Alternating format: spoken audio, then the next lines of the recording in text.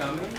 Made the right decision of deciding to spend your first day evening with us. We've got a great panel lined up for you. Thanks also to the panelists, especially Loretta here, who stepped in very last minute.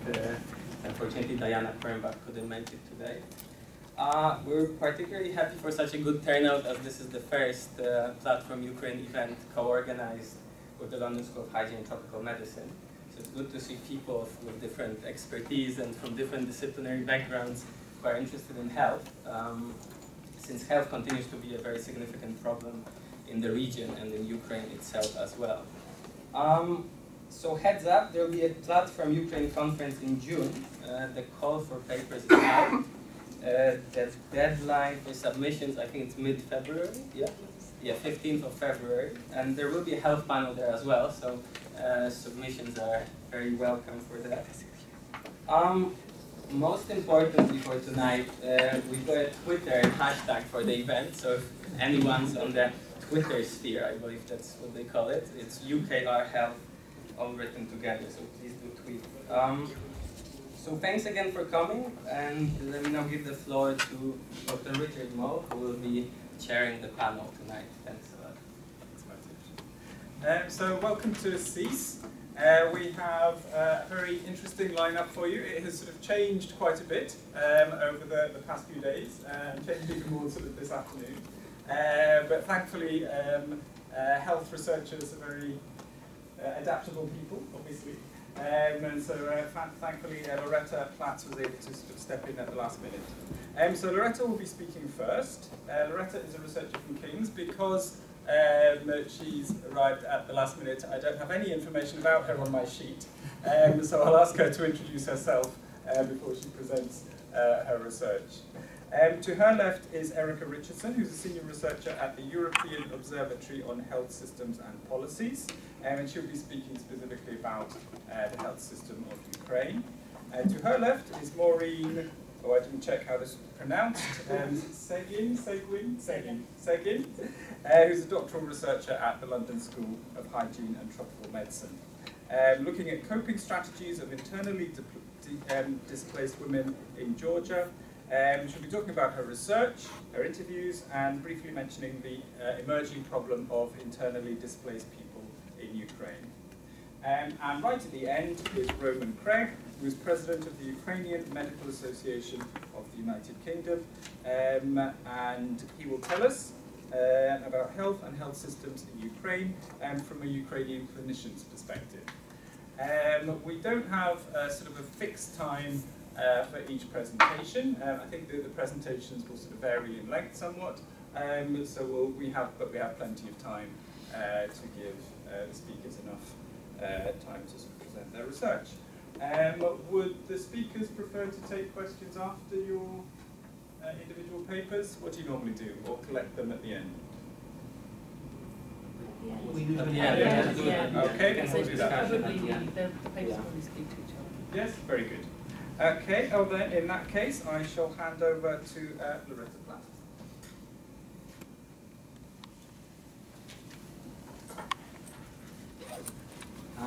There's a pointer as well, the layout's not very useful or anything, but it's needed.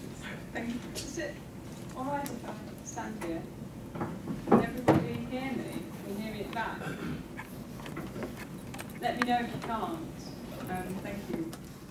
So I'm a postdoctoral researcher at King's College London. I work on health inequalities in general, and particularly in older people, and find Ukrainian and Russian case studies extraordinarily interesting, and so that's what I'll share with you today. So firstly, to say thank you very much for inviting me. It's a privilege to share this work with you. It's some work that's, so we're looking at social inequalities in self-rated health in Ukraine. It's work that's at quite an early stage, so this is an advanced preview of our findings, which we hope to submit to a journal later this year. So my question really is, to start with, is why social inequalities and why Ukraine? And Ukraine's really an understudied country in this area, in a region that's generally neglected. it's a very interesting region for public health, and one of the problems, however, is that there's a lack of good data. So Chris and I were really happy to discover a wonderful data set for Ukraine called the Ukrainian Longitudinal Monitoring Survey. And I'm just showing you results today that are cross-sectional, although it's a panel survey, from the 2007 wave, which is, would you believe it, most recently available wave. And by social inequalities and health. It's not perhaps the first thing that would come to your mind when you think about health in post-socialist countries. And what we find is that social inequalities underlie access to a long and healthy life pretty much everywhere. And only some of the disparities in health can be attributable to health systems or to health behaviours. And this is especially when it comes to people's own sense of their health, their perceived sense of health. However, really, a lot of the attention is on health behaviours and on health systems, so that's why I want to shift the focus a little bit and move, as people say, upstream to factors such as people's living conditions, their state of their finances, and their social position. And as part of this piece of work, so I think what's also very nice for Ukraine is, my feeling is that health inequalities let you see a little bit who are the winners and the losers of 20 years of post-socialist transformation. And a question that I have is, to what extent are the differences in health, the disparities in health in Ukraine attributable to people's own individual health behaviours? The implication being that if health behaviours aren't such an important factor, then perhaps we need to remove the blame elsewhere in the system. So this is the conceptual framework for the study. I have various socio-economic characteristics, and I wonder if their potential influence on health is as a result of their impact on health behaviours. It's very much a causal model here, and I apologise for using cross-sectional data for this. But this is the thinking, or whether actually we're looking at two independent sets of factors. Does that make sense?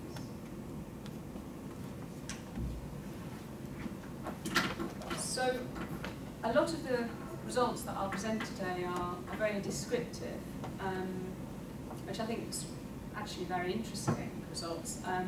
So firstly, wondering if health is related to individuals' socio-economic characteristics, and also is health related to health behaviours, because strangely in Ukraine they're not related to health behaviours in the way that we might have come to expect in the West.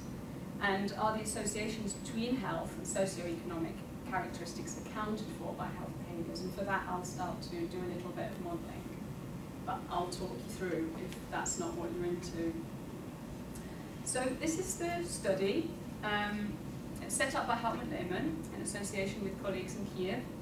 I'm using the 2007 wave, and the question is self-rated health. So it literally is, more or less, a Ukrainian version of how is your health, or Russian version of how is your health, rated from very bad, bad, it's average, good, excellent, very good. And so it's a 5-point scale. And I'm looking throughout this paper at people who say their health is bad or very bad.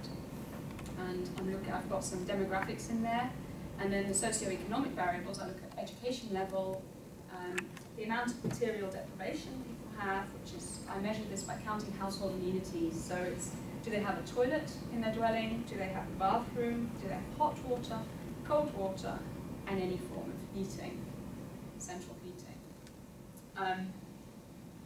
And there's equivalized household income, in which I've divided it by the square root of household size to adjust it for different numbers of people in the household, and then their labour market status, whether in work, unemployed, anything else. And then the health behaviours are smoking, alcohol consumption, exercise, and a measure of overweight and obesity. So there were about 3,500 people in the sample who were of roughly working age, so I've chosen to focus on this age group. Typically, for self-rated health, we see that women report poorer health than men. I don't want to go into the reasons for that here, We see it in Ukraine much as we would expect to see it anywhere else. And again, older participants in the study tended to report poorer health, which is entirely unsurprising. And what was more interesting was that there was little association between self-rated health and where people were living in Ukraine, and that was the same if I looked at language, it was the same if I looked at people's nationality that they declared. And that's a contrasting result to what's previously been reported in the literature, and Erica might go into this a little bit more. And it may be to do with the sample, it may be to do with self-rated health as a measure compared to mortality. So looking at education level, what we have here is a chart that shows on the x-axis, the horizontal axis, the proportion of people in poor or very poor health, which goes from about 10% to 40%. And up the side, you can see the level of education. And I have these central estimates in the sort of red diamonds, and then around them are 95% confidence intervals. And a way, slightly schematically, of thinking about this is that the real value for the population probably lies somewhere within those confidence intervals. So when you see that they're not overlapping, that's a difference that you can more or less trust. And what we see is that because they're narrower for the tertiary educated, so people who had university education, it's a result of the fact that a lot of people in Ukraine have higher education, which is very typical. And what you can see is that around 13% or so of people with university education say that their health is poor or very poor, and it's over 30% for those with up to lower secondary. And these aren't adjusted for anything, so there may well be age effects here.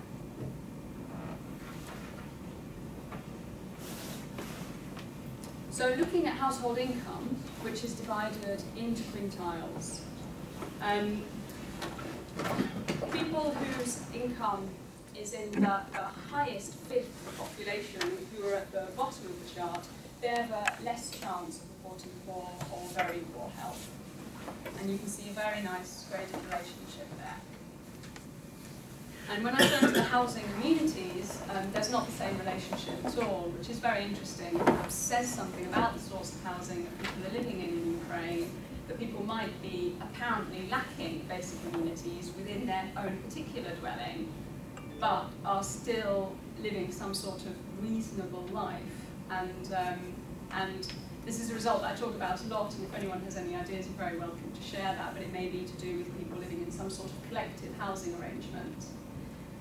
When I look at older people, I see the same graded relationship as I did before. So it's something about housing amenities seems to have more of an impact for older people than it does for people of working age. And that's a very unusual result.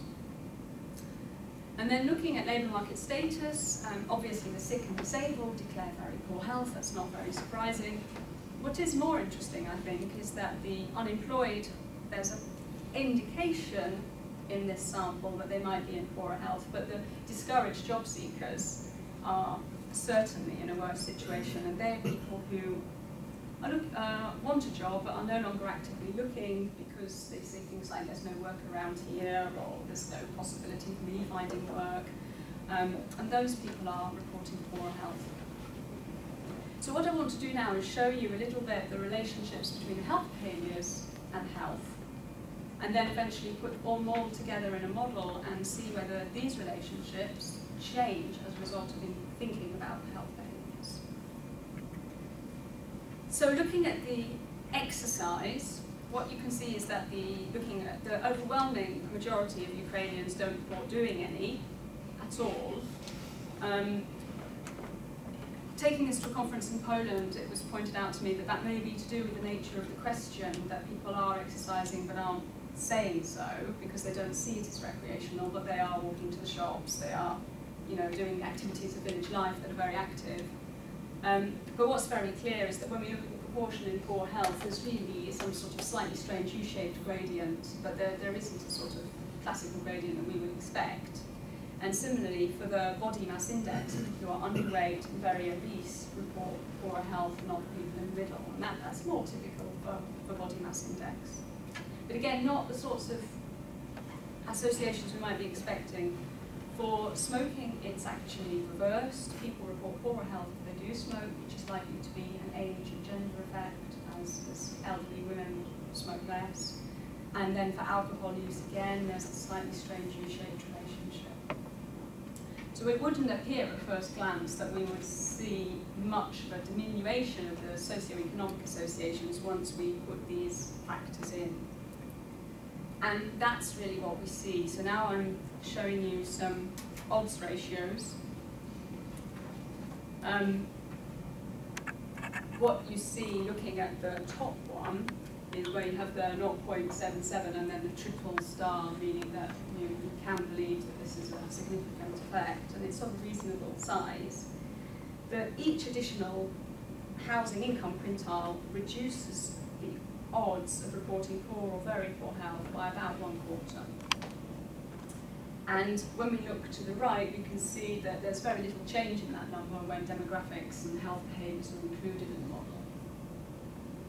And really the story is very similar for the housing assets and for the education level. And then turning to the labour market status, these are quite big associations, but we can see that although there's the impact of the relationship between being a discouraged job seeker and health is weakened, it's not weakened by very much at all. So the overall story is that we do see greater relationships with most of the socio-economic characteristics, although for the material deprivation there may be some issues there with the measure, or it may not fit the Ukrainian context very well. Often the relationship is graded, but the health behaviours counted very little or any of those relationships. For those of you of a more technical bent, you may have noticed that there's quite some work still to be done.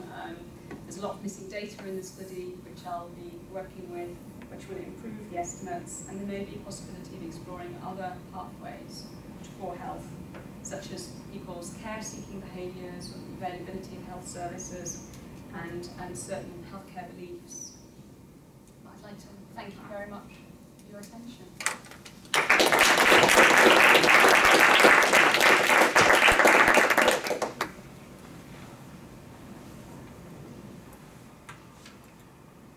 Thank you, Loretta. So we'll pass straight over to Erica.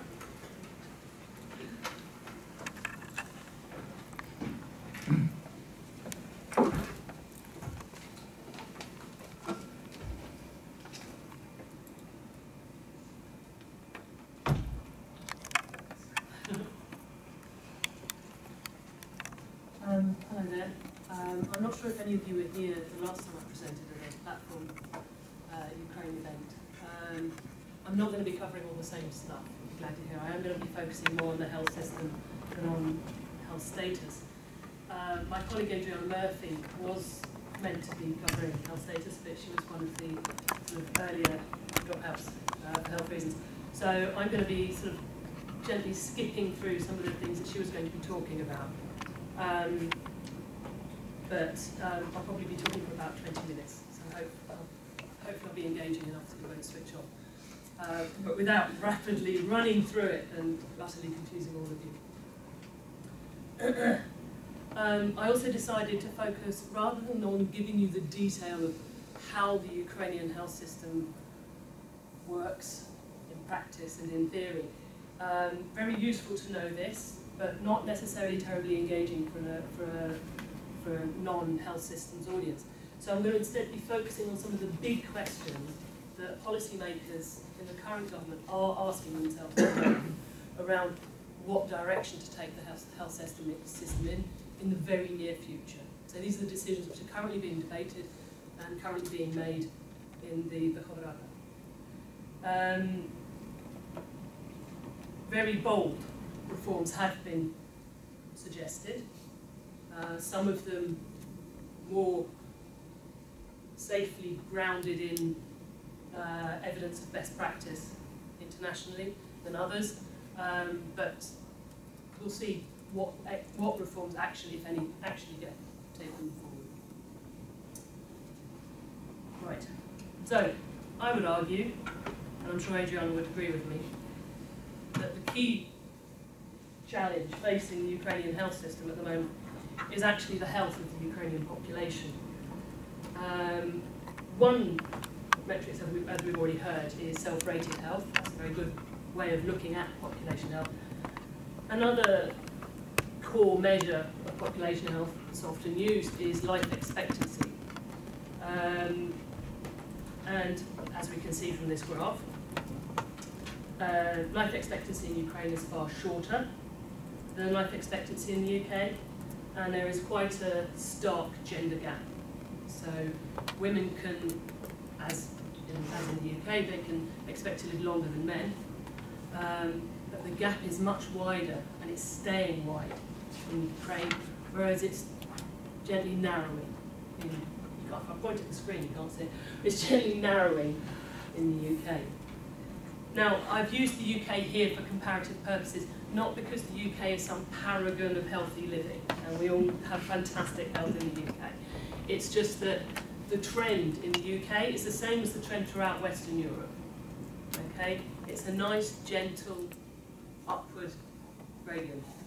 And also, we're in London. You know, if I was in Paris, I'd give you the life expectancy for France. So, but yes, they all follow basically the same pattern in Western Europe, and that's what we would expect to see. So for Ukraine, these kinds of fluctuations are usually indicative of something that's gone really quite badly wrong. So it's usually something like pretty catastrophic, like famine or war or natural disasters or sort of large-scale epidemics, for you to get that significant a drop in life expectancy, as we see sort of through the sort of early 1990s. In Ukraine, as in the Russian Federation, these fluctuations, apologies to people in that half of the room, these fluctuations here are most likely to be associated with alcohol use and changing patterns of alcohol consumption. If you want to know more about it, ask me either after the session or in the questions, but at this stage, just take my word for it that drinking really is a very strong feature in this fluctuation. The two really big profound effects are the improvement in life expectancy in the late 1980s, which has been closely linked to Gorbachev's anti-alcohol campaign, disastrous in many ways, but seemed to have a positive health impact. And then as the alcohol market is deregulated, you've got a falling life expectancy, particularly for men, less marked for women, in the early 1990s. And that pattern is seen in Belarus, it's seen to a lesser extent, but also in the Russian Federation to a much, much stronger degree. There the fluctuations are much bigger. The effect is much stronger. So, therefore, despite recent improvements, and we are looking into the reasons behind this at the moment, which is something I talked about in the last Platform Ukraine event I talked at, we are looking at the reasons why it's been improving quite recently. That overall, you can see that life expectancy has pretty much flatlined since the 1970s. Okay, it's really not improved, and the gender gap has widened. So, if we're looking at life expectancy, which is based on mortality data, the next thing that we automatically look at is what people are dying of. So we look at the standardised death rate. So the main driver, as we can see from these charts, the main drivers of mortality is cardiovascular disease. So 67% of Ukrainian women in 2012 died of cardiovascular disease. We all know what cardiovascular disease is? Yeah? Heart attacks, stroke, things like that. Okay? They're generally seen as the big killers across Europe. But the proportion in Ukraine is bigger. Okay? Much of this is attributable to lifestyle factors. So drinking is a big one, but also smoking. And it's a shame that Diana's not here to talk about sort of smoking rates and things like this. But the latest data that I saw gave smoking rates for Ukrainian men of over 50%. And that is really, really high. Okay? More than half of Ukrainian men smoke. For women it is considerably lower.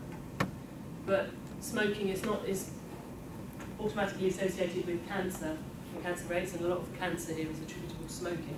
But it is also a big factor in high rates of cardiovascular disease.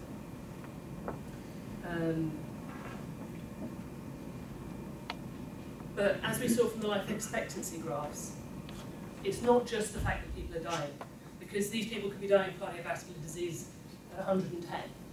Okay?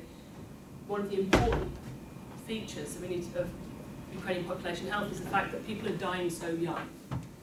Okay? And that's one of the, from a policy perspective, one of the serious causes for concern. Cardiovascular disease and cancers are, I've said here in my notes, affecting people, but it's actually sort of killing people is a more sort of, honest way of putting it, at a relatively young age. By way of example, the standardised death rate for at ages 25 to 64. So that's your peak working age population for the economists in the room. I'm not saying that people younger than that, older than that don't count, but that's your peak working age, that's your labour force. In Ukraine, it was 279 per 100,000 in 2011. So what? Well, in the European Union, or the European Union average, was 48.5. So it is 5 times higher than it is than the European average, EU average. So. Now, clearly, tobacco and alcohol use are important public health issues, but the ones which aren't easily resolved by the healthcare system alone. Okay, they need quite broad interventions. But some of this cardiovascular disease is also associated with uncontrolled hypertension. Okay, that is also a really big risk factor, and it is one which is really quite prevalent in Ukraine. So we've got quite a young audience here, so you might not know what uncontrolled hypertension is. Hypertension is high blood pressure. And uncontrolled means you're not taking your pills every day, your statins every day, to control your blood pressure. And it is a major risk factor for cardiovascular disease, but especially for stroke. Okay, so it's a big thing, and that is much more to do with the health system than sort of alcohol marketing practices and things like that. And the number of people who are living with high blood pressure but who are not taking their daily medication in Ukraine is really very high. And it is indicative, I would argue, of major problems with healthcare in Ukraine. It's only indicative. It's only one feature, but one that's worth looking at. So I've done a very simplified graph because you sort of because you've got to have one. It's an overview of the Ukrainian health system. It's a little bit more complicated than that in practice. But, you know, I've got to put this sort of chart in there or else I wouldn't be a health systems person. A health system is there to support and improve population health. That is what it is there to do. Okay? The Ukrainian health system is as we can see from this, if you're really into your health system, it's a largely unreformed Semashko-style health system. Okay, so it still bears most of the main features of the old Soviet Semashko system that it inherited in 1991. Now, the Semashko system, it's very easy to sort of diss it, to use a term, old youth slang colloquialism. It's very easy to sort of trash talk the Semashko system, but it was actually pretty effective at doing what it was designed to do in the environment in which it it was developed. Okay, so it tackled communicable diseases reasonably effectively. Things like measles, syphilis, TB. It was reasonably effective in controlling those diseases in the population. It improved mother and child health. That was another of the big focuses for the Slavonic system when it was set up in the 30s. Okay? And it worked within the economic context in which it was developed, within the economic context of the administrative command economy. However, I think we would all agree that the economic context in Ukraine has radically changed, but the health system has not. And that is one of the reasons there is this sort of like unbalance in the system. One of the other big shifts is the shift from communicable disease to non-communicable diseases. So the system which was set up to effectively control within the Soviet system to control communicable diseases and improve mother and child health is not necessarily well equipped to deal with the current burden of ill health, which, as we saw, is around cardiovascular disease, cancers, and external causes, which are things like road traffic accidents. Okay, so that's one of the issues. To address these problems, you actually need a health system which emphasises preventive care. So things like smoking cessation, things like controlling hypertension and screening for hypertension in high-risk populations, things like cancer, so-called cancer screening programs, things like this. You need to focus. It needs to be focused on preventive care, but also accessible outpatient services, which are in the community, which is basically what we call primary care. So that's your GP practices in the UK. That should be giving the bulk of the care in your health system if you're going to be trying to tackle non-communicable diseases. So good hypertension control, as an example, requires strong and accessible primary care so that it can be identified and it can be monitored, and it also requires access to affordable pharmaceuticals so that it can be controlled. It almost never requires a stay in hospital. Okay, you don't need to be hospitalised with high blood pressure. That's something that still happens quite a lot in Ukraine, and as we can see here, a lot of the system is geared up around really quite big specialised centres and hospital care more than outpatient facilities. Now, of course, the health system is only part of the picture. The greatest health system in the world is not going to give you great health if you've got very, very high smoking and drinking rates. It's only one part of the picture, but it is an important part of the picture, I would argue. And it is certainly the element that people most readily identify as being important to them. Because this is the health system is the face of health that people encounter when they don't feel well. And so, and as such, on a personal as well as a population level, we need to be able to access services of reasonable quality in order to get timely care without facing impoverishing healthcare costs. And if this is not the case, I would argue that the health system isn't really doing its job. So, how do Ukrainians pay for healthcare currently? The latest data show that 42% of all health spending in Ukraine is paid out of pocket, meaning directly from households, either formally or informally. Now, and 54% of health spending comes from the state or regional budget. Now, this graph shows the situation in Ukraine relative to other post-Soviet countries. Now, as we can see, the situation in South Caucasus is a lot worse. I've sort of shaded it by whether or not it's a prepaid source or the sorts or money that households have to pay directly out of pocket in order to get care. So the darker the darker colours at the bottom is prepaid sources, and the lighter it gets, the more potentially catastrophic the spending.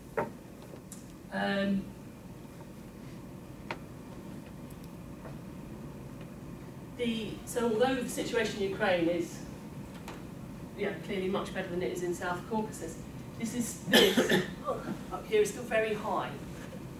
And one of the problems with having such high levels of out-of-pocket payments in the system is that these payments are very, very regressive. Okay, they're not fair. People in lower income households pay more out of pocket as a proportion of their income. They pay more as a proportion of their income for health than richer households. If people are having to buy, for example, pharmaceuticals over the counter, if they're having to pay to see the doctor and things like this. Okay, so proportionally, they're paying a lot more than richer households. It's also unfair because the sick pay more than the healthy at a time when they're least able to do it.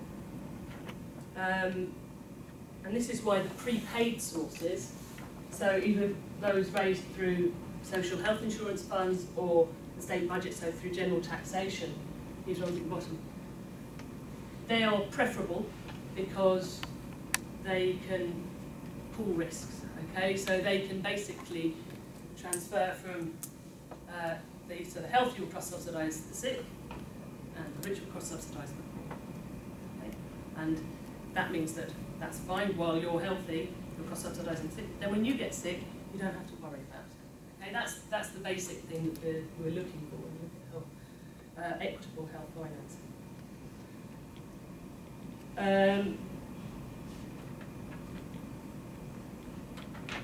The greater the share of health spending from out-of-pocket payments, the more likely it is that households will face catastrophic or impoverishing healthcare costs. So a household might be doing okay, maybe not brilliantly, doing okay above the poverty line, but one of the members of the household will develop a chronic condition or have an accident and they get hit by a bus is the usual thing people think of, but it's not always getting hit by a bus. It could be a heart attack, it could be developing a long-term condition.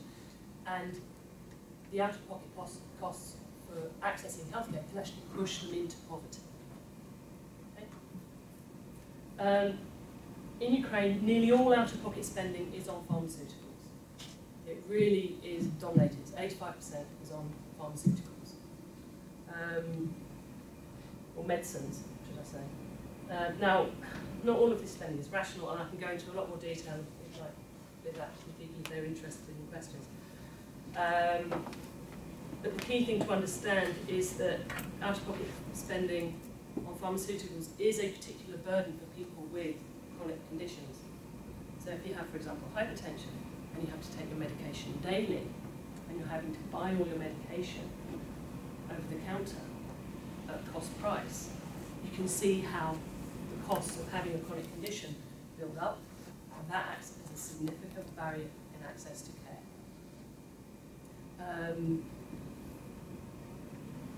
Research in Ukraine led by my colleague Adriana Murphy has shown how spending on medicines for people living with heart failure can push households into poverty. So prepaid sources are much more equitable. Systems funded through social health insurance or general taxation are, just take my word for it, they are cheaper than and more efficient than those that rely on private health insurance. There is quite a lot of international evidence on that. However, social health insurance contributions are pretty much a payroll tax. They are, in fact, a payroll tax. So if you have trouble raising revenues through general taxation, you will still struggle to finance your health system if you decide to go down the social health insurance route. Okay? Social health insurance is a compulsory, not a voluntary, it's a compulsory insurance that gets stripped directly out of your payroll, like they have in Germany, like they have in France. Yeah? It's a payroll contribution, and the employee and the employer will both pay into it. Okay? So it's collected in the same way as payroll taxes in a general taxation system. Is there a problem with collecting taxes in Ukraine? No? Yes? Maybe? There should be. I mean, the legislation is all there, but quite a lot of legislation is there. But there has been a problem with, for example, envelope payments and things like that. All the problems around the shadow economy and shadow employment, informal employment that you get around raising money through general taxation also applies to social health insurance contributions. So raising adequate revenues to pay for the health system is also going to be a key challenge in Ukraine, however they do it, whether they do it through general taxation or social health insurance. But given the limited funding available for health, ensuring that the resources available go to those services which are going to be most beneficial is actually even more important. So, this is where I think people might start going, oh my goodness, but hear me out. You know, what is to be done? Rebalancing the health system so that it can cope with the mortality profile that the country has will require the reallocation of resources away from hospitals and to primary care services, so to polyclinics, GP practices, family medicine practices in rural areas. The focus has to be on prevention and risk reduction, okay? So you can follow the logic of what I've said so far. Services will need to be reorganised so that routine healthcare services are available throughout the country, but that more complex or specialised services, so if we think about the routine monitoring for people with hypertension, that needs to be done in the community in a very accessible way, whereas stenting after a heart attack doesn't need to be done in the community. That would be done in a few highly specialised centres across the country.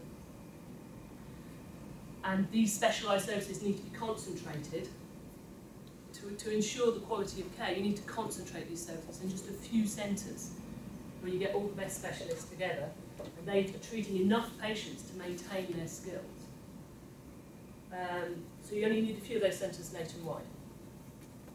This means that hospitals will have to close. Okay? Ukraine needs to close an awful lot of hospitals to rebalance the system so that it meets the mortality profile of the population. This is needed in order to provide more accessible and better quality care. Okay? It's not just about saving money. Okay? It's about using the money in the system more effectively, rather than saving money and taking that money out of the health system. That's very important. It doesn't always happen like that, but that is a very important thing that, in theory, should happen. Rebalancing the system in favour of primary care services is needed to would improve the efficiency of the system, so you get a more effective health system with the same amount of money. But, quite a big but, doctors and patients will hate it, and I mean hate it, okay? They really, really, really don't like hospitals globally. Now, this is a recent protest in Moscow, where they are trying to rationalise hospital care in Moscow, okay? Few things will get Russians out on the streets at the moment, but close a hospital, threat to close hospitals, and they will be out, especially the old women, and they're a particularly important electoral cohort. So yes, it will get people out on the street. On a very fundamental level, people don't like change. But in Ukraine, it's a little bit more involved than that, as it is indeed in the Russian Federation, because patients don't trust primary care doctors. They don't believe that primary care doctors are up to the task, and they want to be taken seriously. And this often means a stay in hospital, where they feel they will get better quality care than if they just use their GP, family doctor, district physician. Even if that stay is unnecessary, okay? That's not the point. Most healthcare spending in Ukraine goes on simply maintaining the healthcare infrastructure that they have.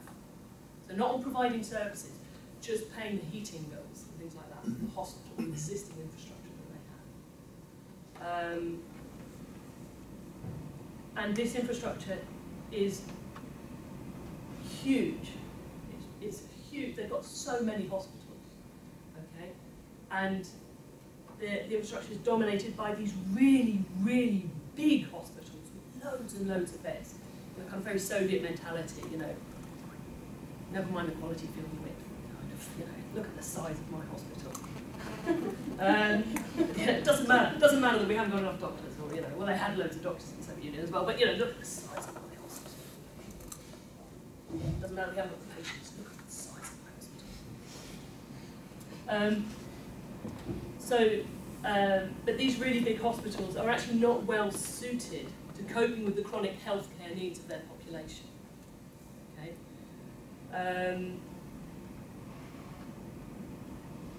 But people have more faith in hospital doctors and believe that hospitals provide the best quality care. And research into informal payments in Ukraine show that one big reason people pay informally is to affect choice, okay? So that they actually have a choice and they can bypass the primary care level altogether. And to ensure that they can access the quality of care that they deserve, because they do deserve good quality care. Okay? But for them, that means going to a hospital. And the more specialised the hospital, the better. So they don't want to be treated in the district hospital. They want to be treated in the Central Scientific Research Institute in Kiev with the machine that goes ping. That's where they want to be treated, even if that's not actually clinically necessary. It has to be said that that's not just Ukrainians. Okay, that's pretty much, and it's me as well. I think it's a pretty human way of dealing with it. On the other side, it's not just patients, it's also doctors. Doctors will hate it as well. Maybe this is something that the clinical perspective will touch on this. Doctors like working in hospitals where the caseload is more interesting. There is greater scope for earning money on the side.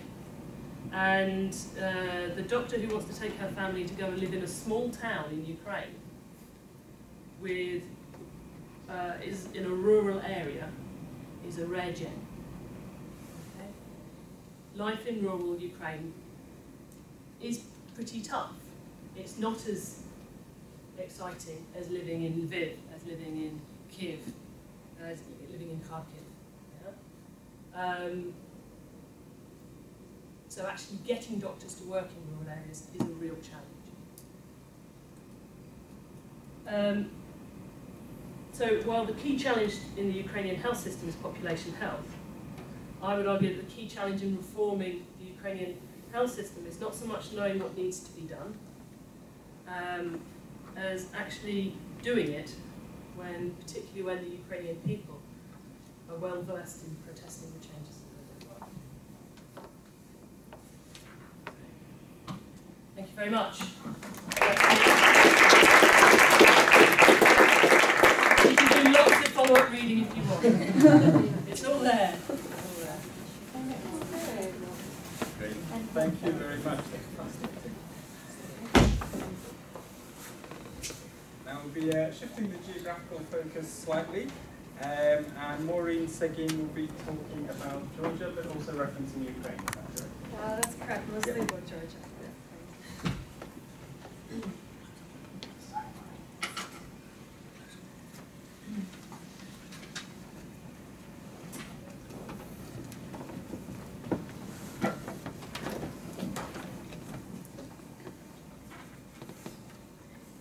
So before I get started, I'd like to first thank the organizers for the chance to speak at Platform Ukraine. And although it was mentioned, my research is not specifically on Ukraine. I think there are some lessons from the Georgian context that might be relevant in the future with Ukraine, especially in regards to the people who are internally displaced by the conflict in that country currently. So currently I'm a PhD candidate at the London School of Hygiene and Tropical Medicine. Today I'll be talking about my PhD research, which focuses on women in Georgia, and specifically women who have been displaced within Georgia because of the 2008 war with Russia. Okay, so we don't have a lot of time. Over the next 20 minutes or so, I'll just briefly go over some of the context in Georgia, what led up to these people being displaced in the first place, say a bit about my research methodology, and then move on to the main findings from my PhD, focusing on the loss of resources which people are faced with as a result of war. And then I'll close just by saying a little bit about what's happening in Ukraine at the moment in terms of the number of internally displaced persons there and the challenges that they might be facing.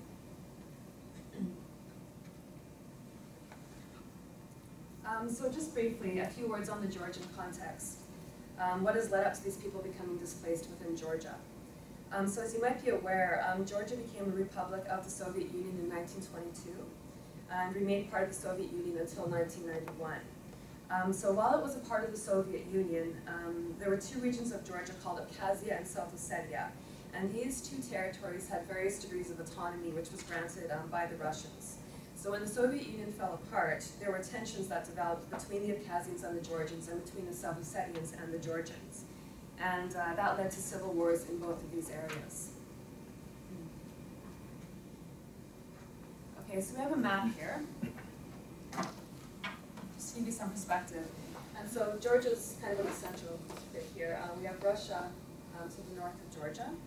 And to point out South Ossetia, it's just this area right here. Apologies to people who are looking at the other map.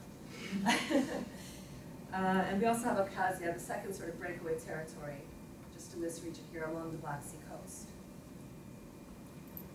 So again, in the early 1990s, these regions demanded independence from Georgia and led to civil wars in both of these areas. And with assistance from Russia, these regions did achieve de facto independence, though they were still considered by Georgia and the international community to be part of Georgia, even after these conflicts. But these conflicts resulted in a wave of internal displacement of ethnic Georgians from both of these territories, so from both Abkhazia and South Ossetia.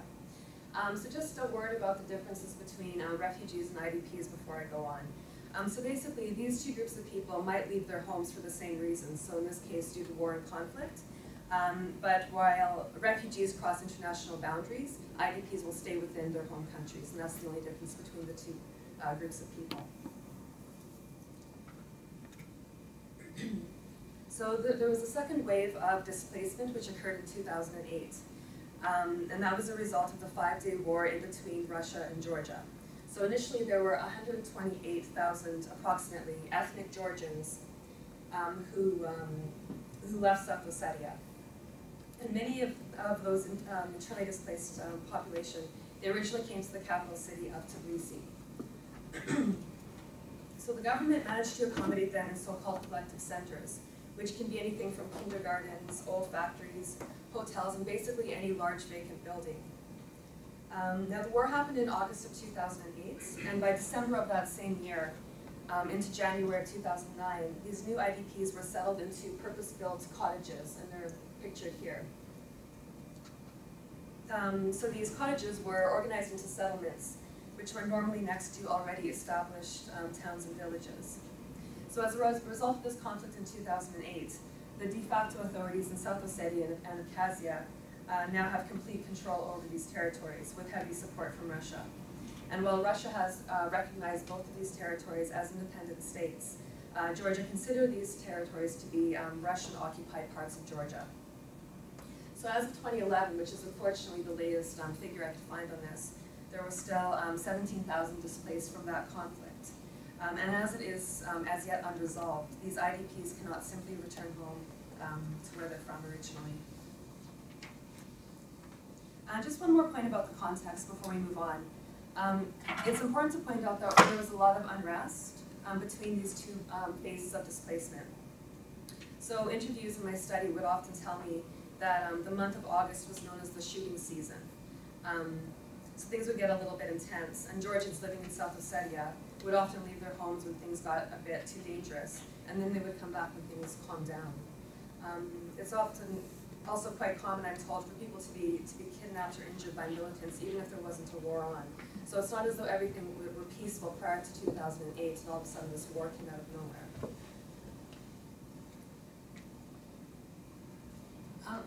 So now we're going to move on from the context and move on to my PhD research, which again focuses on women who were displaced by the conflict in 2008. So just quickly a brief mention about my methods. So from November 2012 to February 2013, I conducted over 40 semi-structured interviews with women, and these were women who lived in one of 3 IDP settlements, so in these purpose-built cottages that the government provided for them at the end of 2008. I then applied theoretical constructs to organize and interpret the themes that were coming out of the data. So specifically, I turned to a theory called the conservation of resources theory, which is a theory about stress. So basically, this theory states that what is stressful to people is the actual or threatened loss of various types of resources. So this can include material things like houses and property. It can also include positive statuses like being physically healthy or mentally healthy. And it can also include things like having a strong support network. So again, the loss of resources equals stress is the basic tenet of this theory.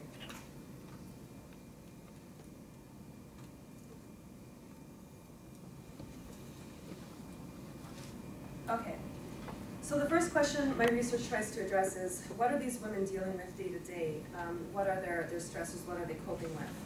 I was also interested in trying to represent how one loss led to other losses. And the reason I was interested in that is because so many women told their stories to me this way. So in this figure, I present a chain of losses as reported by the sample.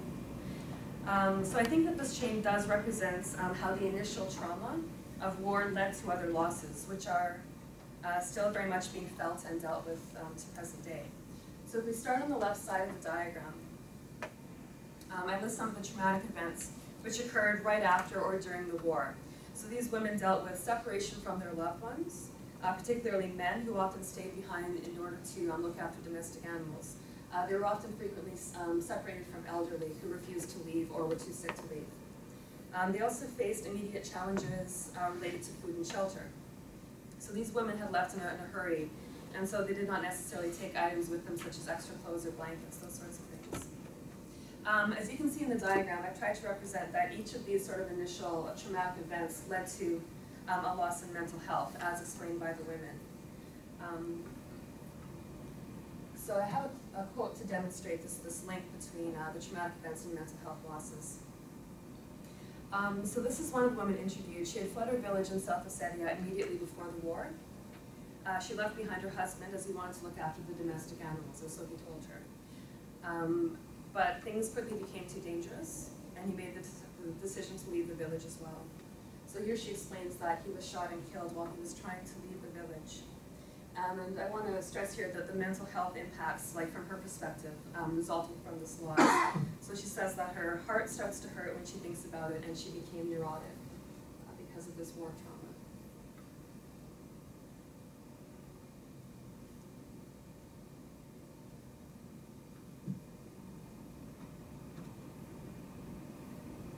So back to the diagram. So women definitely reported that they were upset and stressed about what happened during and after the war. And that was especially among women who lost family members and neighbors and friends. And actually most studies examining the mental health impacts of war focuses specifically on this relationship. So there's many studies on like high rates of PTSD, high rates of depression immediately following war among refugee groups and IDPs. So I found that, although this was an aspect certainly in my findings, this was just one aspect of the losses that they felt in the aftermath of war. So many of the women interviewed spoke much more about their current situation and their associated worries, rather than speaking at length about war-related trauma and its effects.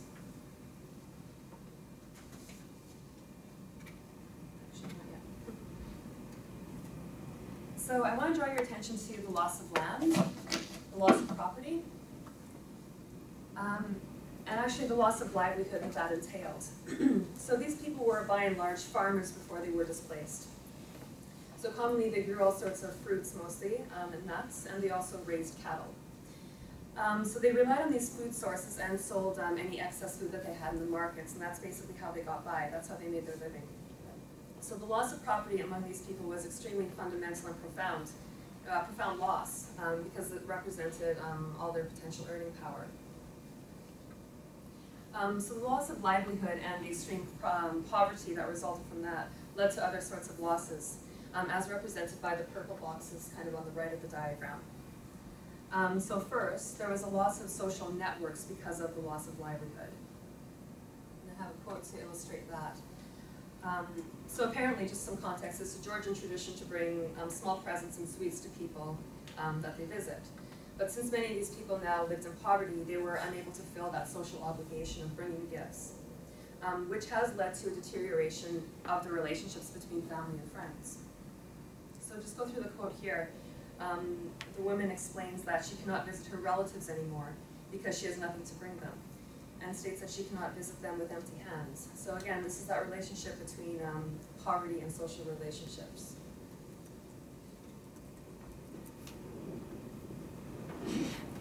The diagram also shows that the loss of livelihood led to a loss of mental health, and I'm just going to go to a few quotes that illustrate this link.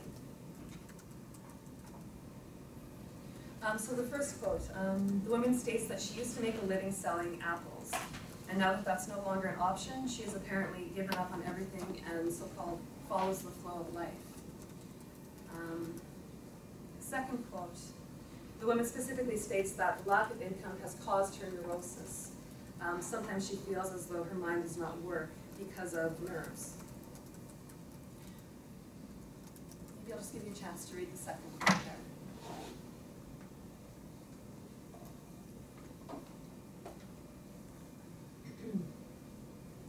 So what's interesting in the second quote as well is that she views her life in her original village in a very unexpected way, from my perspective anyway. So basically she states that they didn't face any difficulties at all before she was displaced.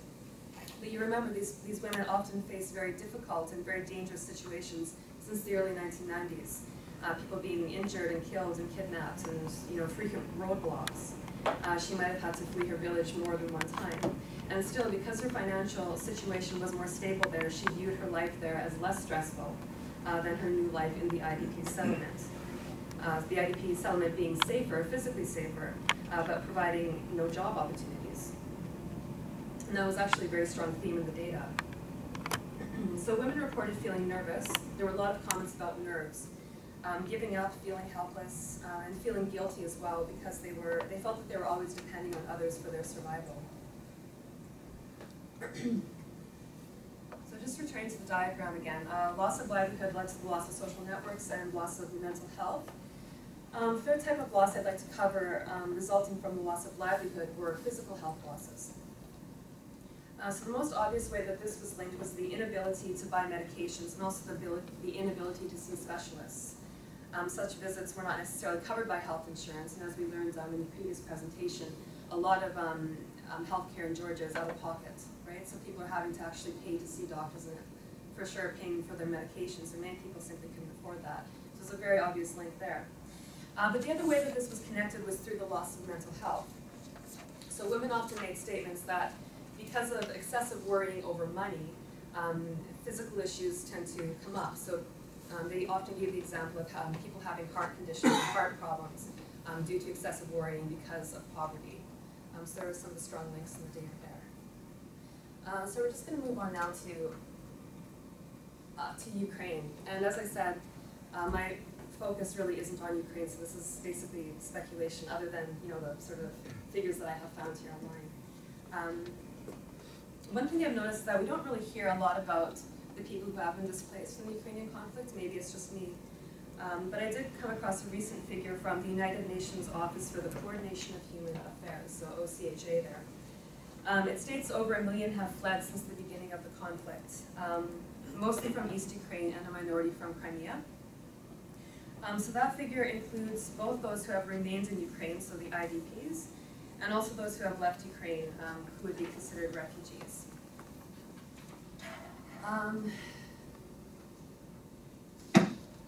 Apparently most live in private accommodation at the moment.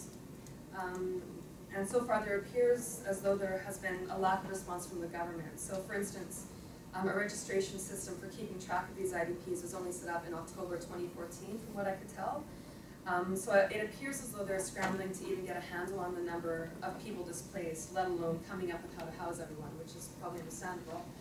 I did come across some information that stated that many of the displaced people are unemployed. They've already depleted their savings or are running low on savings, supporting themselves while they're displaced. So how does this compare with the Georgian situation? So there are some obvious similarities. So the first, this is a conflict on Russia's borders. So in both cases, the conflicts were preceded by attempts from these countries to become more integrated into Europe. So in the case of Georgia, attempts to move closer to NATO memberships apparently angered Russia. And that was one of the factors that led up to the 2008 war. And similarly in Ukraine in 2008, Ukraine had applied to join NATO as well. So I think that these conflicts have to be viewed within the context of these bids to join NATO, which of course was the great rival to the Warsaw Pact during the Cold War. Some even argue that Russia's actions in these territories are motivated by an attempt to destabilize these countries that want to join NATO in an attempt to take away their credibility and to decrease their chances of being accepted into NATO. So definitely some geopolitical parallels are evident. But I think there are some important differences when we turn to a more micro-focus and if we're looking at the IDPs more specifically. So in the case of South Ossetia, the people displaced from there, they've endured decades of conflict. So the civil war in the 1990s, followed by a lot of unrest, of course. So, people were being displaced multiple times even before the 2008 war, and, were undergoing quite severe hardships. Which I think is probably a contrast to the Ukrainian situation. So far as I know, Ukraine does not have this history of decades of conflict. So I think that the IDPs from South Ossetia had endured much more exposure to combat over a longer period of time than IDPs from East Ukraine, and how that will play out in terms of my results, in terms of the loss of resources or how people cope, I'm not really sure, but I'm sure that it'll have some impact.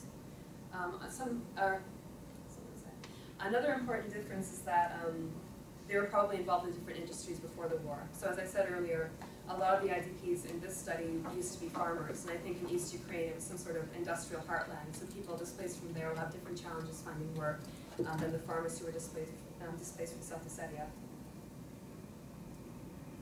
So just to close, I hope that my research demonstrates the long-reaching effects of displacement. So I agree that we need to recognize the immediate mental health trauma, but I think that we need to increase our focus on the longer-term mental health impacts, which I've demonstrated here, I think, very much connected to the loss of livelihood. So we'll just have to leave it at that. But in closing, I'd like to thank the organizers again, and encourage anyone here to get in touch if they're interested in wanting to discuss any of this further. Thank you.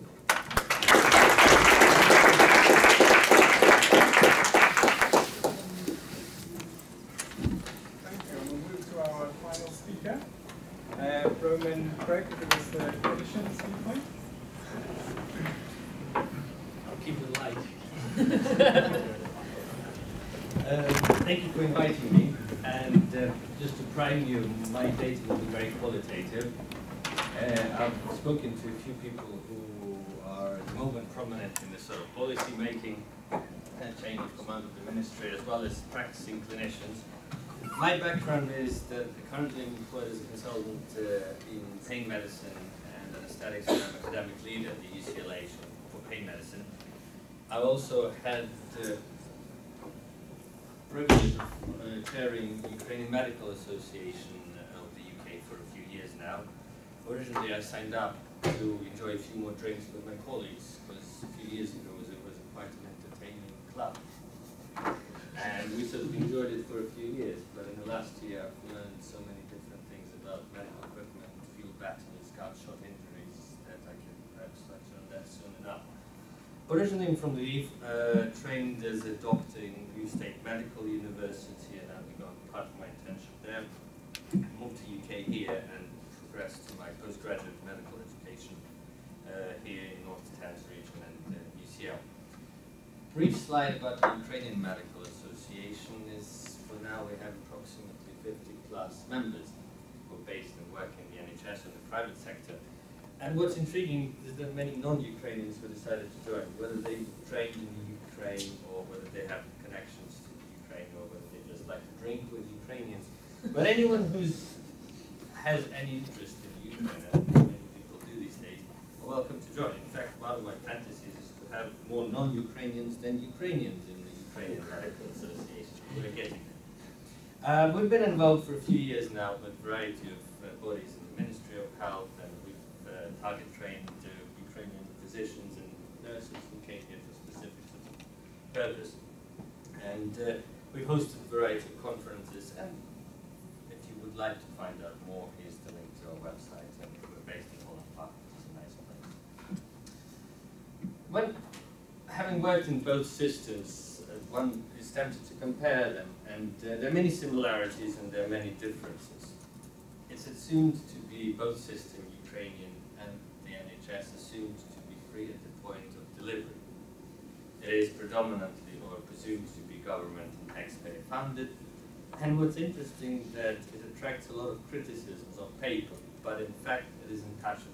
NHS is an untouchable beast. You cannot change it. If you change it, it's got to be done through the back door, and nobody has to notice. In fact, how many of you work in the NHS or relate to the healthcare? Few, okay. And how many of you were born in Ukraine and remember Soviet Union?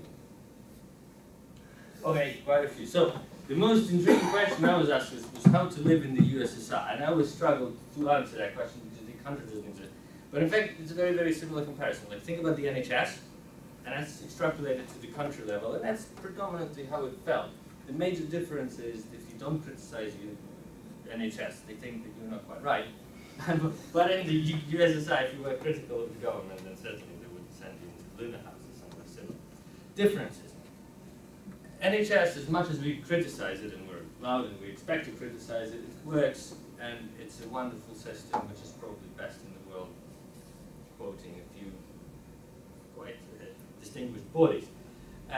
It has an established and well-defined private sector, whilst in Ukraine, systems are very confusing. There's a military hospital system, there's a party apparatchik hospital system, which still serves privileged population, government officials, and sort of oligarchs' families. And then there's a private sector of some description, which we'll go into details. And the rationing is from top down in the UK. There are mechanisms of somehow making it fair, but equally not subject to abuse. In Ukraine, everything is from bottom up, because people fundamentally, A, cannot offer, B, cannot deliver healthcare in the remits of the state government taxpayer-funded system. So let's reflect and just look back into USSR in the 1970s. One would argue that it was a state-of-the-art, world-class healthcare. Our survival rates were good. Our preventive care, variety of diseases, which have been already described by more knowledgeable people than myself, were successful. We were trained clinicians from all over the world, and things were really, really good. What happened? Over the course of late 80s and the beginning of the 90s, from relatively functional system which was well funded and delivered what is expected to deliver, it became a complete shambles. And it's one of the examples that I would propose is when corruption, in fact, did influence and respond to this supply and demand mismatch, and improved healthcare long term, because at some stage the funding became inadequate. We're talking about 82, 83, one can argue and cap it to any other sort of macroeconomic parameters, which I don't even know how to pronounce, but ultimately at some stage something went wrong, and there wasn't enough money in the pot to fund functioning system, cardiothoracic system, and then all of a sudden the sort of developments in the medical field started to progress, and people realized that they're not getting the best care that they want. And certainly, if I wanted to have a procedure done, I would expect it to be in a state-of-the-art place, by state-of-the-art equipment, usage, and obviously trained doctor. But somehow something went wrong. And doctors realized that they can provide better care if they invest money themselves. So what happened in the 80s, late 80s, they started purchasing good quality equipment from abroad themselves.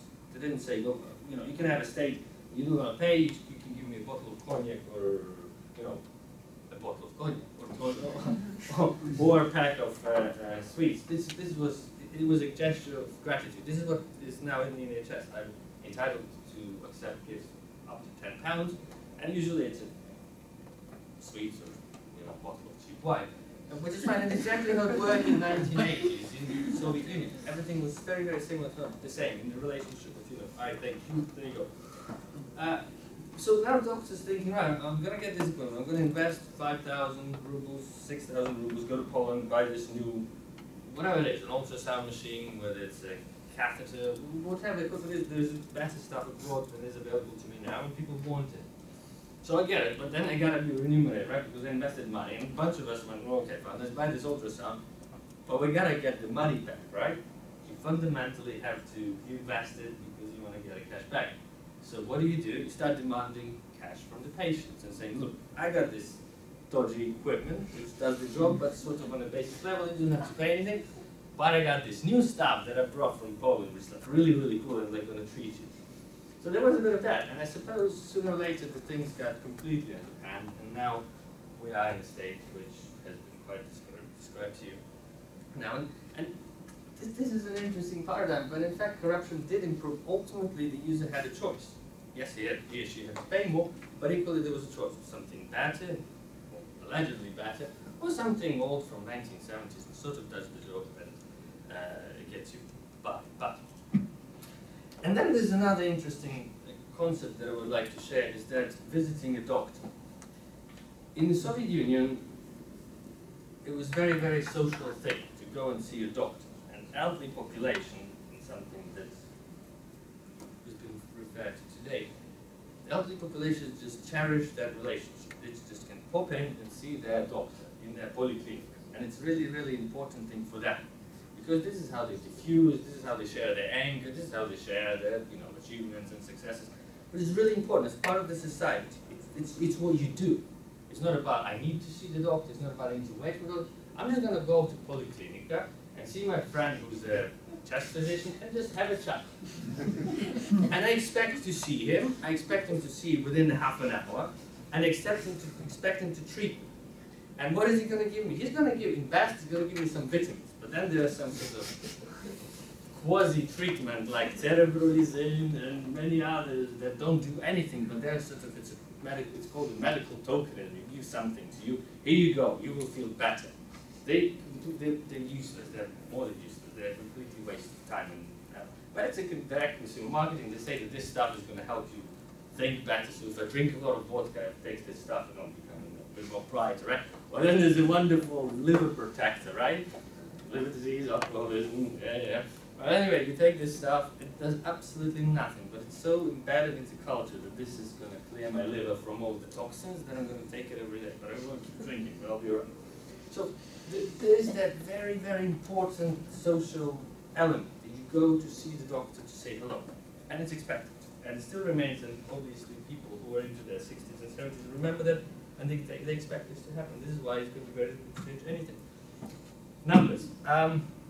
Ukraine invests about 3.5% of its GDP, and USSR 12%. The references will follow, but these are sort of figures, and if somebody disagrees, I'm not going to argue. But 95% of drug costs patients pay out of their own pocket.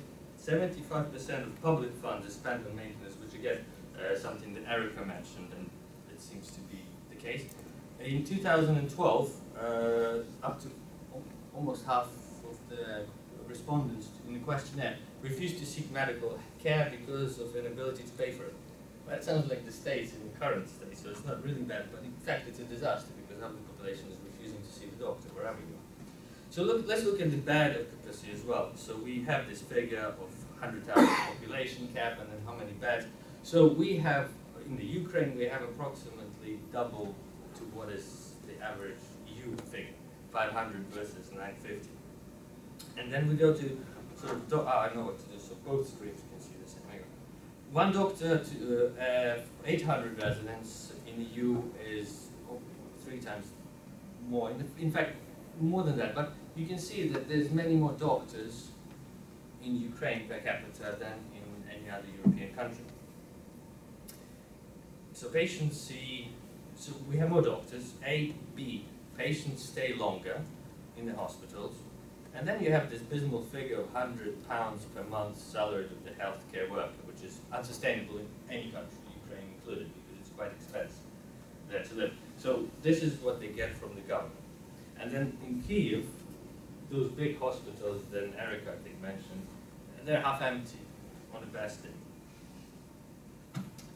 Something is really wrong.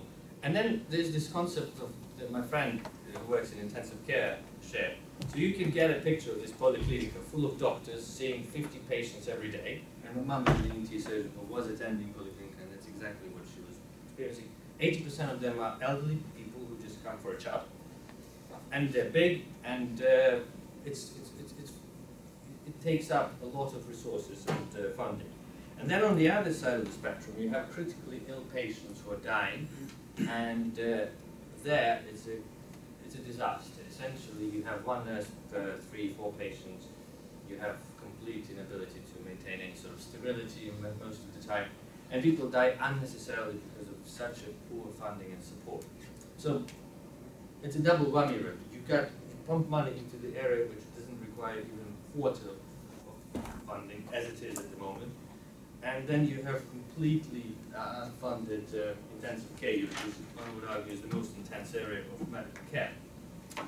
A bit of stats, and in fact I'm going to skip because Erica stated the same. This is a breakdown up to 47 billion of hryvnia are unaccounted for as a black market. So let's just break down the corruption ladder. How does the money go? This is purely sort of, backhand money. You got a procedure that will cost you 100 hryvnia. You see the surgeon, of course, and you give him 100 hryvnia. What happens to that? So 50 hryvnia stays with the surgeon. Out of that 50, she gives 10 hryvnia to the anaesthetist, and then nurses and other healthcare professionals who were involved in performing that procedure. Half of your cash goes to chief of the hospital directly. So he sits or she sits on a big pocket of money. What happens then? Well, they keep a quarter. Okay. That's why he's chief, I guess. But then the rest of it, the most intriguing part of this 100 hryvnia journey is that 12.5 whatever stays in the hospital budget. So there's a taxation already in this corrupt system, right? You get about 12% reinvested into the hospital because you still cut short from all this bills paying for the water and gas, and so you just have to maintain it. And if you don't put it into the hospital, it just collapse. So it's got to be done. And then everything goes upstairs into the regional administrative sort of stuff. Who knows this guy, Yanukovych, right? Every post-Yanukovych presentation has to have a Yanukovych bashing slide. He's a bad guy. Okay, I'm done. Is he really? No. One of the fundamental things that under his government was introduced was, in fact, a reform, which was very good. And all the doctors that I spoke to, and myself included, think that whatever was under his government, conceptualized as a primary care reform, was very, very, very good. And if it was delivered, it would have been probably a very, very prominent and successful story to tell that this sort of change and emphasis on the development of primary sort of family practice care would have been implemented, and things were sort of progressing, but then here you go. Just a slide on the Georgian job, because they were quite radical, right? So in Georgia, before the reforms, they had about 80,000 doctors, mid-90s, and they just essentially sacked all of them and re-employed 18. What happened to the rest, I don't know.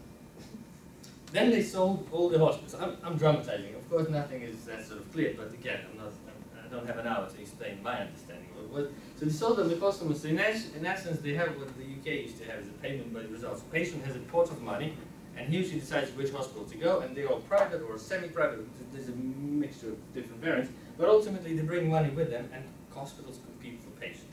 A, they have less doctors. B, they're more stimulated, and the cash follows the patient. So in essence, this is sort of what's been done in the UK. Can it be done in Ukraine? Who knows this guy? So he's a Kaiser Permanente chairman. Would he ever be employed to run the NHS? Definitely not. And the reason being is that Ukraine is simply not going to follow the path of Georgia and not going to make radical changes. My understanding, speaking to some of the members of this group, which are essentially strategic consulting group, which assists the ministry in performing all this sort of structural changes in the healthcare provision is that they will certainly not be radical, and again, something that Erica mentioned, that it's going to be very hard to change. Not necessarily because we cannot do what Georgians did, but it's so heavily embedded in the culture that I see my doctor just because I feel like I want to see my doctor. And the polyclinic and all the electoral elderly population, which depends on that because it's their part of their culture, is going to be very resistant. And again, it's really hard to say what's going to happen. Certainly, what's inspiring is that there is some continuity through the changes in the government, changes in the ministry, and changes of the whole philosophy, if you like, of the country, that they are persistently trying to implement this one fundamental thing, primary care, which is most challenging, but equally we try to support it as much as they can. And what's also quite rewarding is that they do gravitate towards the UK health system. So the way you see the doctors is what people tend to envisage on the policy-making level. That would be probably something the UK will implement more and more. And obviously, current events have put more strain on this healthcare system by expecting to treat more casualties, do it professionally and quickly in order to save lives. Now we're not talking about some epidemiological figures, we're talking about wounded soldiers, young guys who need immediate care. Yes, it's challenging. Has it improved? Certainly yes, and if anybody wants to explore this, we can certainly do it during the discussion. So the references, they were all interview-based, and Maxim is my colleague who works in one of the intensive care institutes. Andrew Hook, he's a practicing neurosurgeon who's also in the policy-making committee. Igor Naida is the chair of the Ukraine Medical Association, and Konstantin Naduti, he is one of the chairs and leaders of the Healthcare Reform Committee within the Ministry of Health. Thank you very much.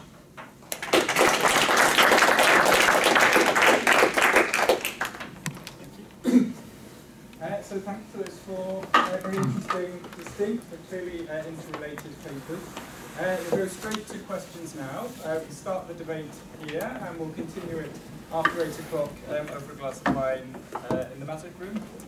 But we'll start, we'll sort of take a couple of questions at a time, and if you would introduce yourselves when you take the question, that would be very helpful. So who would like to begin? Yes.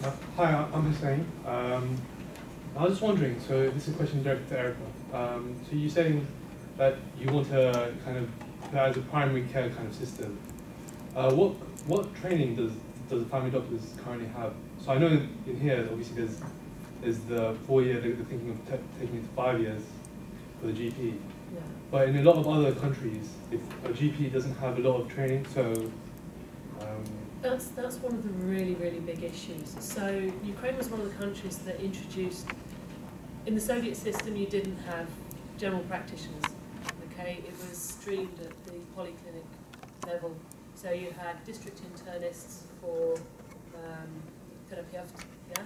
For your, Russian speaking readers, for the adult population, and you had district paediatricians for the child population.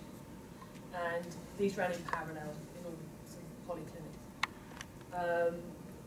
They didn't really have any specialist training. They were the ones who'd finished med school, and they would be through the system of распределение, so your compulsory sort of 2-year placement to sort of, as it were, pay for your medical training. You would then go usually to a rural area to, you know, make sure that they had access to doctors. And you would actually do your time as a internist, district internist, district paediatrician there, before you then went into your specialist training in the hospital. That means that the system, certainly as it developed through the 1980s, at the primary care level, they were basically just gatekeepers. They were dispatchers. So they would say, oh, you need to go and see this neuro specialist, and they had a range of neuro specialists in the polyclinic. So you need to go and see this specialist, go and speak to the and they were or Yale Refasia district hospital or whatever. And they wouldn't even really be referring for tests. A GP, as you know, is a lot more skilled because they actually do a lot of the treatment. They're not just gatekeepers. they do a lot of the treatment and they manage the care for their patients. And they act as an integrating point for patients, which is very important for most complex conditions, like especially when you've got an older population. You know, so it's often people who have multiple problems, and the GP will integrate their care. So they introduced family medicine, or general practice. It's called general practice / family medicine in all of the documentation in Ukraine, because they couldn't quite decide what they were going to call it back in 1993 when they introduced it. And they started off by saying, well, a lot of the people, particularly in rural areas, a lot of the district internists or paediatricians working there are already de facto acting as general practitioners, so they're already treating the child population or the adult population that they haven't been trained to do. So they only need like a 3-month intensive course to train as general practitioners. Since then, there's been moves to try and make it more of a specialty in and of itself, but it's quite a hard thing to implement, because the other thing you've got to do is actually find or make a space for them in the system. So they're not going to sit in polyclinics, are they going to sit somewhere else? Are they going to set up their own practices and then contract, like the general practice would in the UK, contract with the sort of local health authority or NHS trust or whatever? That would require really deep reform of the whole system. So where are you going to put them is another issue. But yes, the insufficient training of many of the family doctors and general practitioners. That's not to say they're all bad. Some of them are brilliant doctors, but that's by virtue of them being brilliant doctors rather than the training that's available to them. Then, so don't you think that the Ukrainian people are right in their qualms about family doctors and they want to see a specialist, because there hasn't been a family doctor. You might get an amazing doctor, or you might get the worst kind of doctor. Like you don't know anything. I quite agree with you. Yes, and they do deserve better quality care. But I know no one said it would be easy. Yeah. It's a complex. It's a health system. You can't just tweak one thing. You can't just say, well, we'll train a load of general practitioners. That will solve the problem with primary care. These are systemic problems that need to be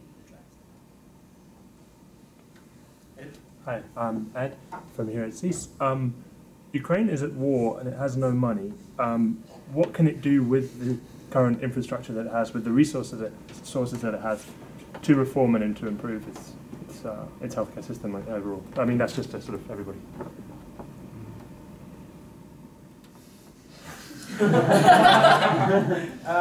Yes, that's correct. The country assumes to be broke. Again, I'm talking out of my depth here, but paraphrasing it, what do people think? There's enough brain power in order to consider a variety of different models of healthcare, and as I mentioned, there is a framework in place as to how to organize and deliver. Budget constraints are there, but there's still cash going into the healthcare. At the moment, the majority of it is on the paper, and there have been a few pilot projects in the country. A variety of regions have embraced this primary care model. In fact, it's quite encouraging. What they managed to achieve is to somewhat cap the unnecessary referrals and unnecessary consultations. Secondly, they've seen quite a significant improvement in ambulance attendance and sort of timing from the call to the attendance has improved significantly, which immediately projected some sort of improvement in the survival rate. But then the war started, and at the moment there's essentially, just like Ukraine is fighting its own war, is the way the public reforms and the healthcare reform. Massive burden on volunteering, and I'm proud to say that a lot of my countrymen do a lot of stuff at home and abroad without any expectation to be paid for. So all those people who presented, who I had the privilege to talk to throughout my sort of fact-finding mission for this evening, are doing everything in their own time and at the detriment of their medical care. So volunteering is a fantastic Ukrainian sort of asset that we definitely put in and achieve more than many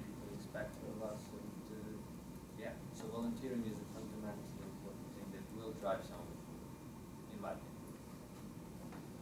I mean, I was going to, I don't know if you're on Twitter, I was thinking of retweeting it, but something I came across the other day was the WHO best buys for resource-constrained economies.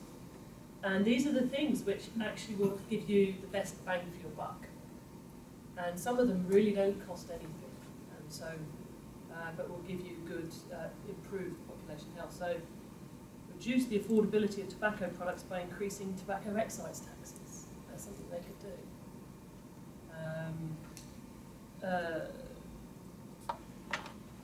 Restrict or ban alcohol advertising and promotions. Now these are evidence-based things, these are WHO recommendations, and they wouldn't necessarily cost much money, if anything. And these are things that could be done in the sort of like longer term, okay, with the immediate sort of like war problems. I mean, there are things that they can do. There are countries which have actually greater problems in Ukraine that do manage to still push forward, and so there is hope. You know, it's not completely, oh my goodness, throw your hands in the air, there's nothing we can do situation at all. I still have high hopes of what can be achieved in Ukraine. Got to be positive. Yes.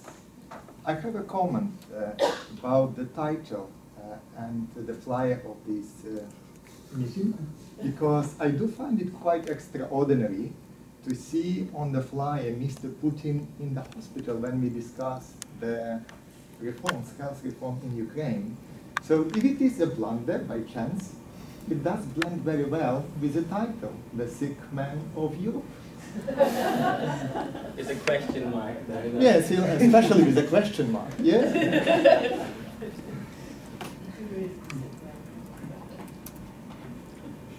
Someone did a good job. I mean, we have received some comments on that as well. Yeah. We have an alternative version where we have Putin's picture with a sick person next to it, Poroshenko's picture with a sick person as well. But we decided to go for a Putin picture. Yeah, thanks. I'm Costanza from CIS. It's interesting that the Georgian example has been brought about in the discussion by both Maureen and Roman. I find it interesting because Georgia is very widely considered as a very successful example of reforms in terms of at all many levels, but basically very assertively fighting corruption and making all procedures very transparent and very basically very transparent. And these definitely, I'm not an expert on public health or whatever, but I guess it does affect public health too, as being used to be one of the most corrupted sectors in Georgia and elsewhere in former Soviet Union.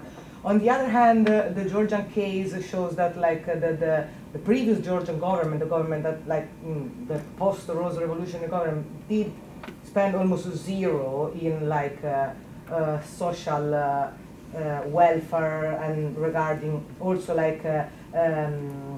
healthcare, which made the system very much inaccessible for a big part of the population, and made Georgia scoring the worst inequality score in the former Soviet area.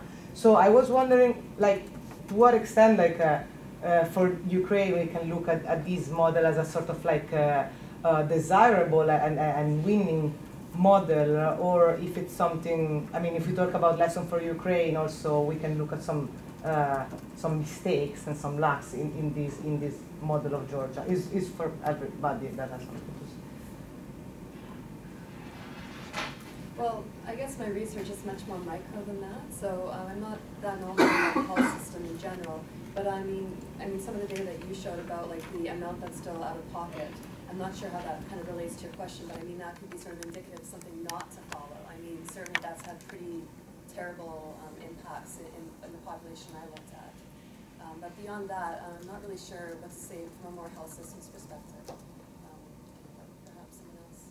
I mean, I'm health systems specialist, and I work in countries in the Soviet Union, so I recently prepared a report on Ukraine, which is being published in the next couple of months.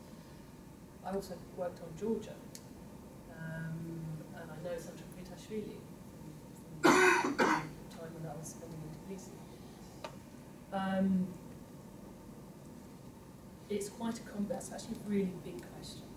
Yeah, and it might be one that's better discussed over a glass of wine. But basically, yes, there are things that you can say, that's a really good idea, we should do that, but there's an awful lot of it that you can go, oh, that was a really interesting experiment, let's not do that.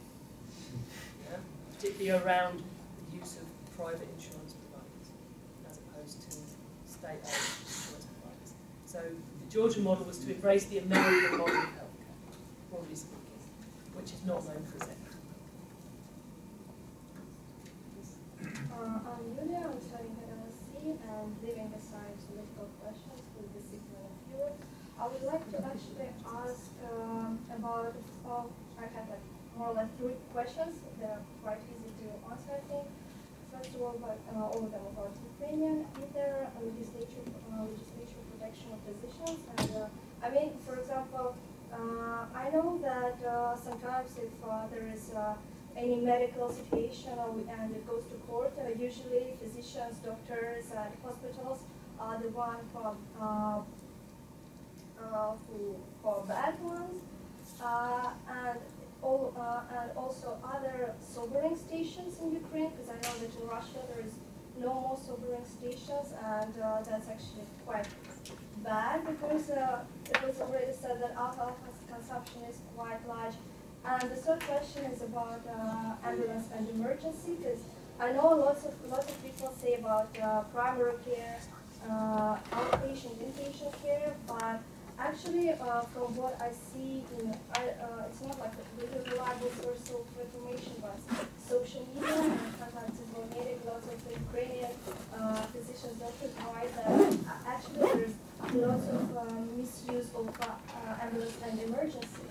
As well, and it's really interconnected with alcohol consumption, because lots of drunk people call for ambulance and emergency, and there is a legislation at least in Russia that you cannot say no to a person who calls you, and you are forced to bring him to a hospital or some other stations instead of sobering stations. So it's like it increases costs. So what's the situation in Ukraine? Take the first one and then. So. When you talk about insurance, you talk about something called medical indemnity. Medical indemnity indicates that a doctor who works for an institution is protected against medical negligence. However, criminal law still applies. So if I want to kill my patient, it's a criminal offense. So obviously I have to defend myself in court if I'm accused. However, if I make a mistake, the institution model, the institution bears the responsibility of legally representing me in court. In Ukraine, I'd say that it's quite an unfair system because the doctor who, whatever bad outcome had happened due to a variety of reasons, one of them could be doctor's mistake or doctor's negligence or doctor being drugged, the liability fully and undivisibly lies on the doctor.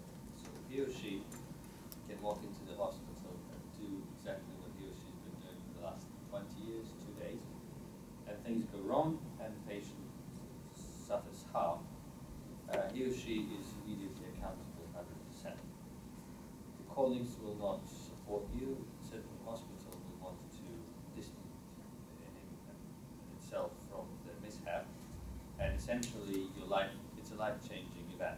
You're doing your job, nothing else. And first thing the doctor does is he or she runs to the procurora and gives him a big bribe. So first thing you do, okay, yesterday you killed the patient, he wants to sue you.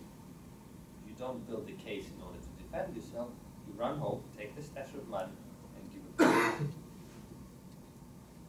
It's really bad. With regards to the second part of your question, with the sobering stations. I think I've seen certainly one or two here, but I think they're almost gone. It's not a big feature of the system. That was very much developed in the late 80s. They were very much a feature of the anti-alcohol campaign, and they've closed down mostly across the whole region. I don't know enough about it to say whether or not they'd be an important thing, whether or not they would save lives. But very intoxicated people are at high risk of mortality. So through accidental death or overdose on alcohol. So that's not to say they're not deserving of care. It's not like saying that they're not deserving care. It's like it forces or implies misuse of ambulance and emergency in most of the situations. But sometimes it's just a person needs to lie and sleep somewhere, not on the street, especially in the winter. And because of this, they go to hospitals usually. And patients at hospitals don't like it because there's like a drunk guy laying near you, and ambulance and emergency don't like it because they spend time and there's someone with cardiovascular disease, heart stroke. So it's. I think this is a universal problem where binge drinking is part of the culture. For example, in the UK. I don't have comparative statistics as to what happens with the mortality, alcohol mortality of the drunk people on the streets, for instance, or outside their premises before and after the closure of the majority of those sobering stations, as you say. It's really hard to say, but they certainly don't exist, to answer your question. And lastly, the ambulances. I don't know what Erica's data indicates, but again, I've spoken to people. The ambulance service has improved in those pilot areas where the primary care was rolled out. So they're encouraged with the results. One of their sort of encouraging indicators they didn't actually expect. It wasn't what they were looking at, but in fact taking the burden of hospitals to primary care seems to indicate that the utilization of ambulance services has dropped. But one of the main pilot regions in that particular set of reforms, the sort of like 2012 reforms, was Donetsk. So a lot of the really interesting lessons that were learned from Donetsk really won't be scaled up. It was the most successful pilot region as well, in fact. The ambulances are now very busy. Yeah, I have a question. So I joined late, so maybe apologies if it's been covered before. But for example, in the UK, both systems have a large public support and funding. But in the UK, there's also a private system, a formalised private system where there's some elements of operating completely separate from the NHS, or perhaps through a gateholder of the NHS into the private system. And you get no compensation for the premiums you pay to the private system. You pay twice, your national insurance and you pay your private premiums. What is the situation in Ukraine and how is it developing in terms of the view of allowing private activity formalised in Ukraine in terms of private hospitals, private primary clinics, in order to do that? And if it is happening, will there ever be a point in which people can choose where they pay, whether they pay their national insurance contributions or whether they pay to a private practice where they have defined delivery?